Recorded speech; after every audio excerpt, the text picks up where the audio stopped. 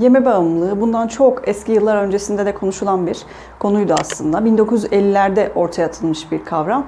Ancak işlenmiş gıdaların hayatımıza girmesi, metabolik hastalıkların ve obezitenin artışıyla birlikte tekrar popüler hale geldi. Benim de çok ilgimi çeken bir konu olduğu için biraz bunun üzerinde çalışmak istedim.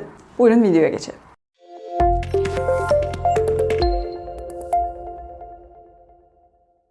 Bağımlılık bir kişiye psikolojik ve fiziksel olarak veya sosyal yaşantısına bir zarar vermesine karşın kişinin bu maddeyi, eğer bu bir madde ise maddeyi kullanmaya devam etmesi veya bir davranışsa davranışı sürdürme hali olarak tanımlanmış. Bağımlılık denildiğinde aklımıza ilk etapta bir maddeye bağımlılık gelir. Bunlar işte alkol bağımlılığı, opioid bağımlılığı, kannabinoid bağımlılığı, stimülan bağımlılıkları, kokain gibi. Bir de davranışsal bağımlılıklar boyutu var. Davranışsal bağımlılıklar arasında kumar bağımlılığı, egzersiz bağımlılığı ve yeme bağımlılığı da bunlar içerisinde yer alıyor. Peki yemek yemek bağımlılık mı? Eminim ilk etapta videoyu gördüğünüzde aklınıza bu soru gelmiştir. Benim çünkü bu konuyu araştırırken aklıma gelen ilk şey yemek yemek bağımlılık mı sorusuydu. Hayır, yemek yemek bizim bedensel bir ihtiyacımız ve metabolizmamızı sürdürebilmemiz için, hayatımızı, canlılığımızı sürdürebilmemiz için yemek yemeliyiz tabii ki.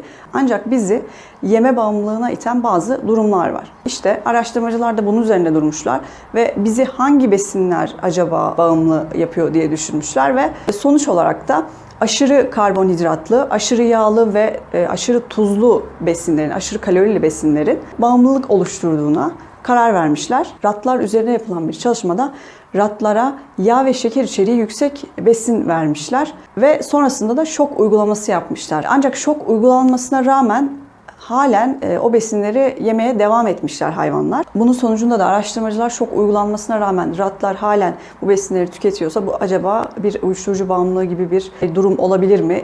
Bu ödül yolunu etkileyen bir şey olabilir mi vücudumuzda diye düşünmüş ve böyle bir sonuca varmışlar. 200 erişkin üzerinde yapılan bir çalışmada da kişilere belirli besinler vermişler ve bu besinleri kendinizde yeme dürtüsü kontrolünü zorlaştırma durumuna göre sınıflandırın demişler. Kişiler en karşı konulamaz, en cazip besin olarak dondurma ve çikolatayı seçmişler.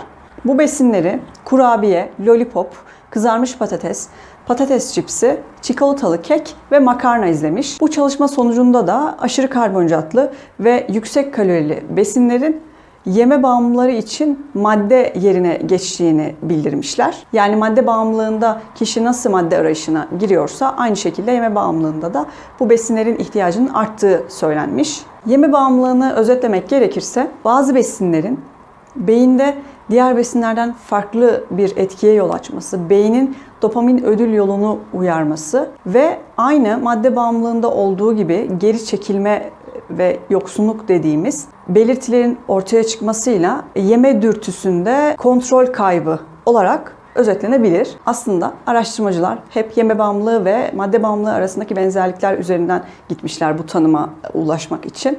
Ne tür yönleri benziyor madde bağımlılığı ve yeme bağımlılığının? Maddelerin keyif verici özellikleri vardır. Bazı besinlerin de aynı şekilde vücutta keyif verici ve haz artırıcı özellikleri vardır. İkincisi, aşerme dediğimiz bir duruma yol açarlar. Yani o maddeye karşı aşırı bir istek duyarız. Üçüncüsü, yoksunluk sendromu. Madde bağımlılığında olduğu gibi kişi o maddeyi almadığında nasıl ilaç arayışı davranışına giriyorsa aynı şekilde yeme bağımlılığında da belirli besinler üzerinde bu şekilde bir durum olduğu bildiriliyor. Dördüncüsü, tolerans. Tolerans besinler üzerinden örnekleyecek olursak bir besini, çikolatayı diyelim ki bir porsiyon aldığınızda sizi mutlu etmek için bu yeterliyken artık etkili olmaması ve vücudun daha fazlasını istemesi mutlu olmak için. Son olarak da sekonder hastalıklar. Nasıl bir madde ikincil hastalıklara neden olabiliyorsa bağımlılık dışında yeme bağımlılığında da bir besin aldığınızda obezite meydana gelir, metabolik hastalıklar meydana gelebilir. Çikolatalı bir pasta yediğinizi hayal edin. Biz bu pastayı nasıl ağzımıza götürüyoruz ve sonrasında neden kendimizi durduramıyoruzun cevabını şimdi size vermek istiyorum. Bunun cevabı beyin dopamin ödül sistemi.